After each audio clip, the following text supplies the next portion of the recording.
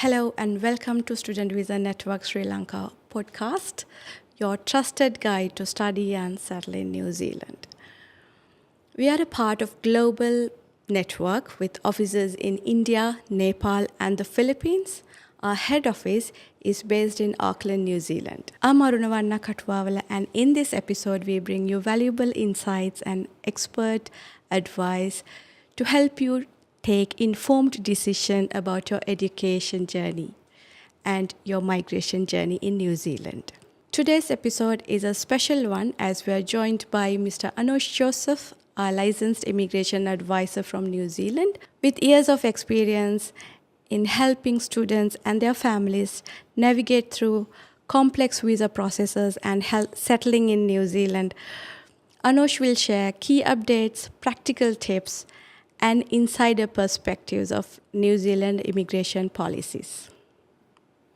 So let's dive in and learn from one of the best in the field. So Anush, why a student should choose New Zealand other than other popular destinations like UK, Canada, and Australia? I think in Sri Lanka, most of the students prefer to go to UK, Canada, Australia, or America, or US basically. So right now, I think the interest has changed in New Zealand. There's only one reason why people are now looking to study in New Zealand is because of the new policies done by Immigration New Zealand. Now, Immigration New Zealand has changed the part-time work rights from 20 hours to 25 hours. Also introduced two new residence pathway system. Also given more points for students who study in New Zealand, which makes their residence pathway much easier than ever. So if you compare with any other country, let's take UK or let's take Australia or US or Canada, New Zealand is the best option to study and settle down. Also, it's much more easier, right? For example, if you are a student coming to New Zealand to study masters, you get 6 points on a 6-point residence system. So only require a job offer paid at medium wage for a skill role and a score 1 to 3. That's it. If you compare with any other countries, it will take years for you to gain residence. For example, US, how many years will it take for you to gain residence in US? You probably will wait until you turn 40s or 50s or whatever. But when it comes to also bringing your partners and child over, if you look at UK, they are trying to restrict these options. Also, Canada is looking at cutting down the international students. Australia is also looking at putting more blocks in position to crack down the number of immigrants coming into the country. So New Zealand is one of your best option to pick right now. So I have no doubt about it. So if you have someone who wish to study and migrate to New Zealand, come to us and we'll be able to discuss your future in a couple of seconds after assessing your CV or resume. So Anosh, many students are confused about education system in New Zealand. Could you please explain how it structured and what are the main differences between universities and polytechnics and other educational institutions?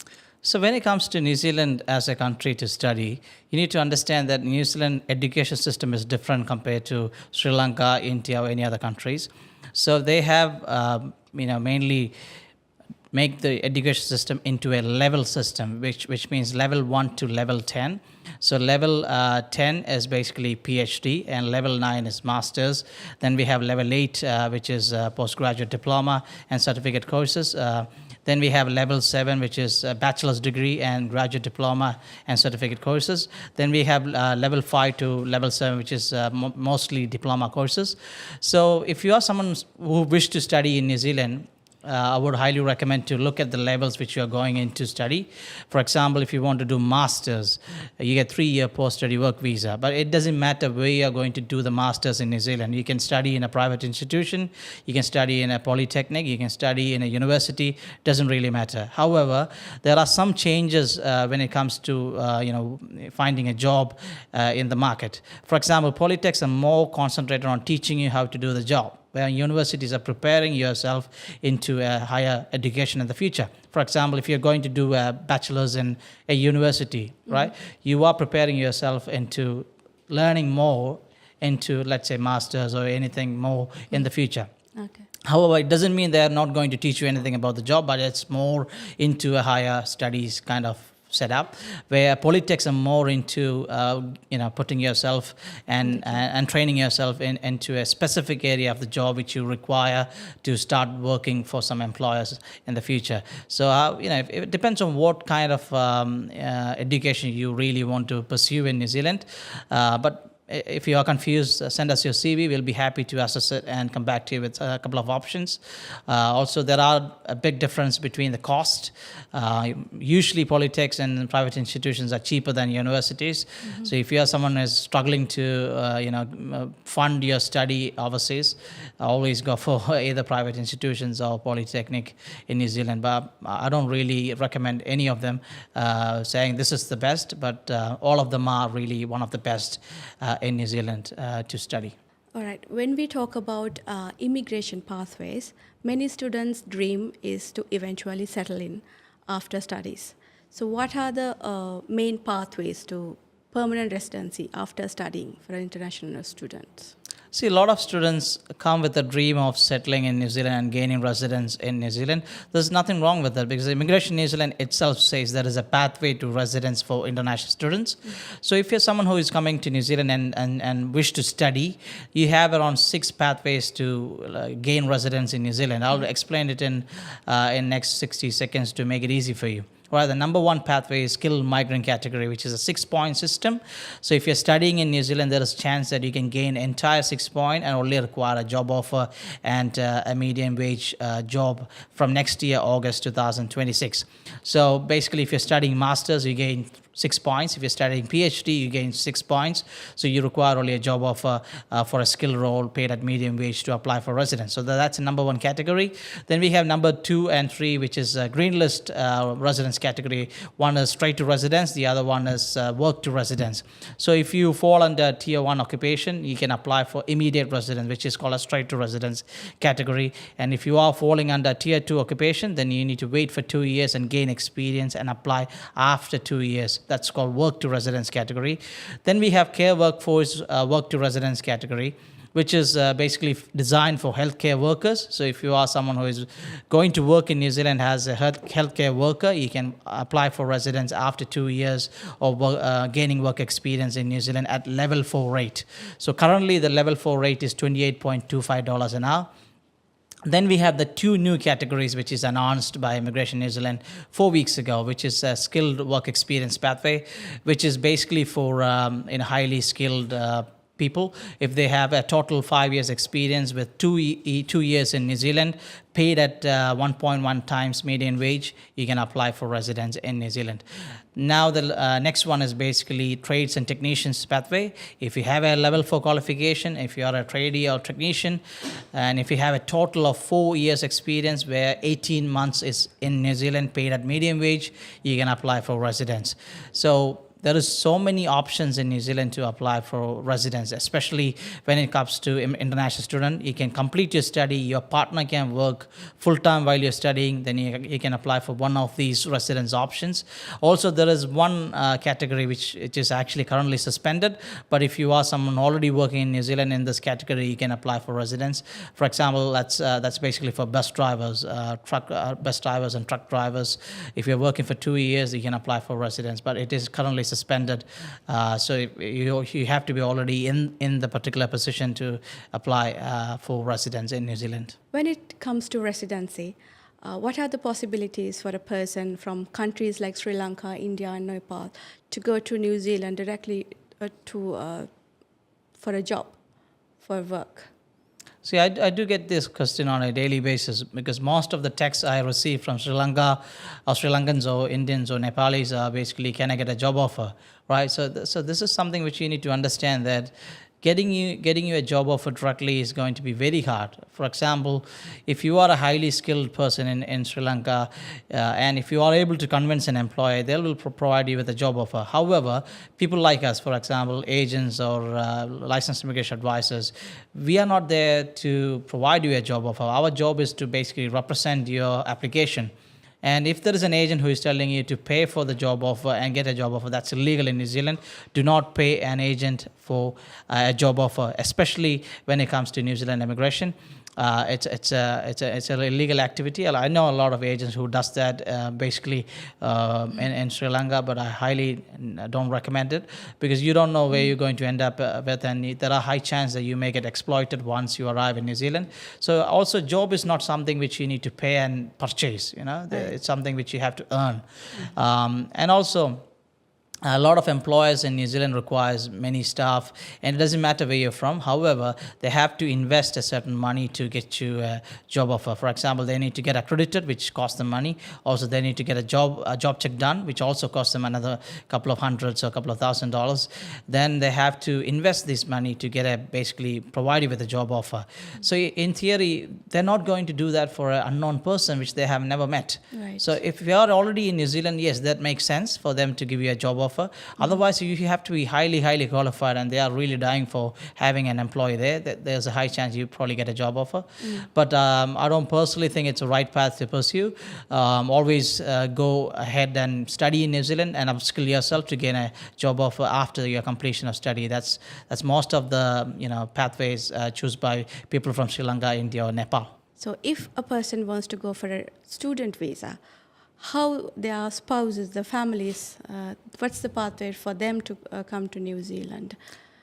How that dependent visa thing work? So in New Zealand, you can actually take your partners along with you while you study, and your partner can work full time if you're taking the right program, and also your child can go to school for free. Right? So this happens only if you're taking the right program. For example, I've been contacted by a few students who already been in New Zealand and studying, and they said, I can't take my partner because my agent back in Sri Lanka asked me to take a program which doesn't really support a partner work visa or partner visa. So these are something which you have to really do research by yourself, or you can contact us because we are a team of licensed immigration advisors. We are not agents. We are basically a team of licensed immigration advisors working from Sri Lanka to get you a job in basically a student visa. Also in the future, if you get a job offer, we can process your work visa or residence visa. However, taking the right program is very important. For example, if you're taking masters, you can bring your partner on an open work permit. Your child can go to school. If you're taking a level 7 program, it has to be in the green list. So you can bring your partner on a work permit and your child can go to school. Also, if you're studying PhD, you can bring your partner and child on an open work permit and they can go to school as well. So it depends on what course you're going to take, and we are here to guide you through the process. If you're confused, that's it. Selecting a suitable course, what are the factors that a student need to think of, like consider when you're selecting a suitable course, study pathway? So this is a bit more in detail explanation required question. So when it comes to choosing the right program, how do you know you are choosing the right program? Because you can't really choose a program which your agent is going to advise you, because that's basically the agent's preference, not your preference.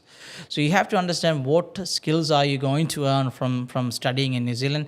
Also, what are the shortages, skill shortage list, or what are the jobs which the course is going to lead into.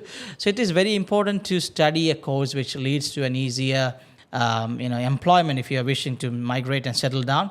If you're someone who wishes to just study and come back to Sri Lanka, any course doesn't really matter, right? So if you are someone who has an intention to settle down, come and talk to us. We'll be able to review your resume or CV and give you options of the courses which are basically matching green list or matching a short-term shortage in New Zealand for employment, and we'll be able to also guide you through the process of applying for residence once you find an employment in New Zealand.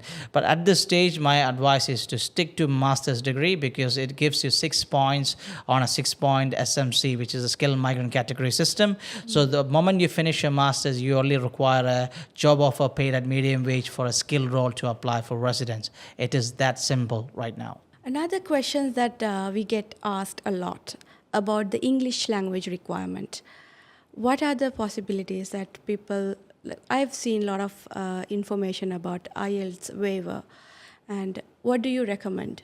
What is your advice? See, about there are that? certain institutions which definitely consider IELTS waiver, but not most of the institutions may not consider IELTS waiver. But it depends on your profile. It depends on what you have done before, also your qualification and where you studied before. So we are happy to send your profile to an institution and request for an IELTS waiver.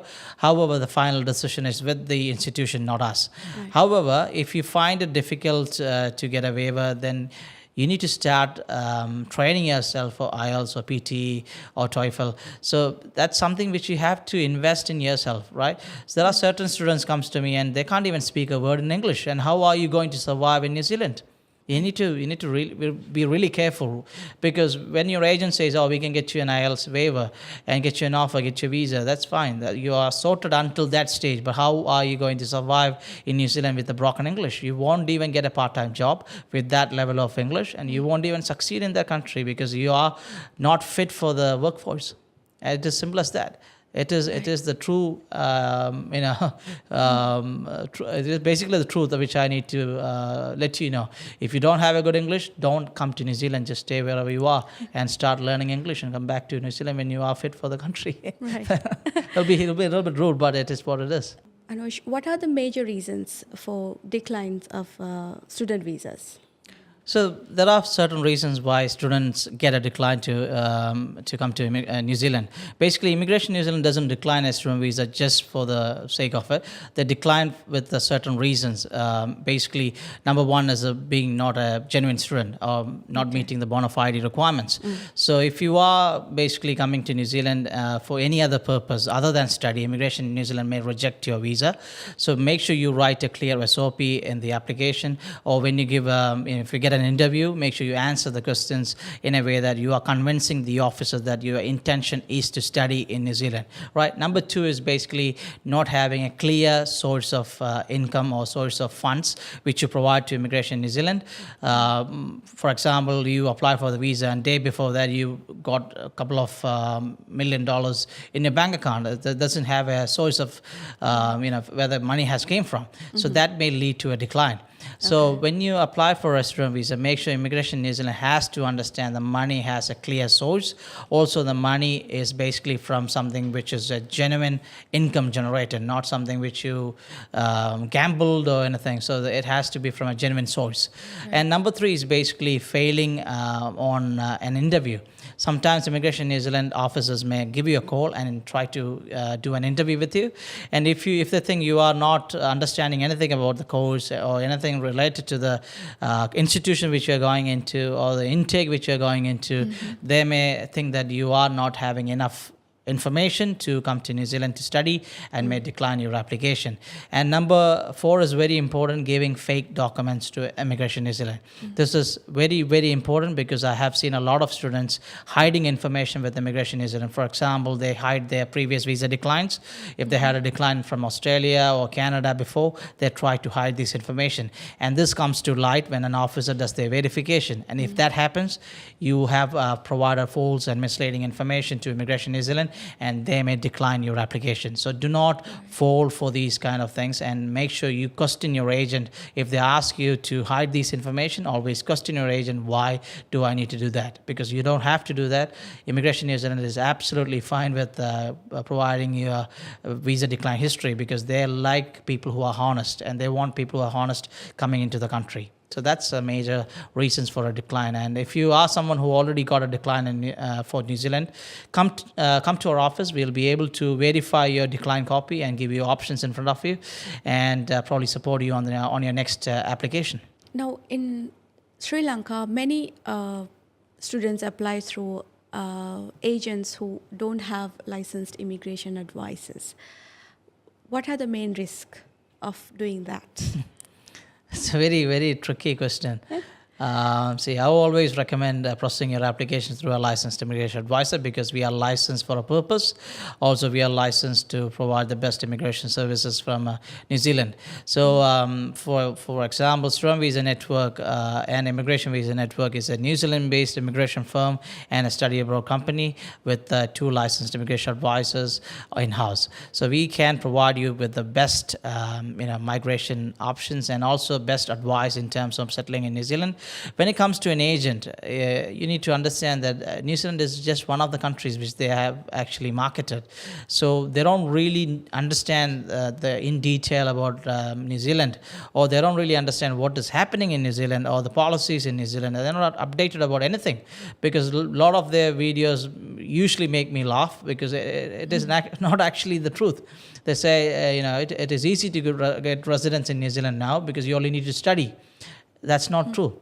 You have to finish your study and gain a job offer, which is paid at medium wage on a skill role, which is underscore 1 to 3. So they have basically cut down all those details and say, just study, you get residence.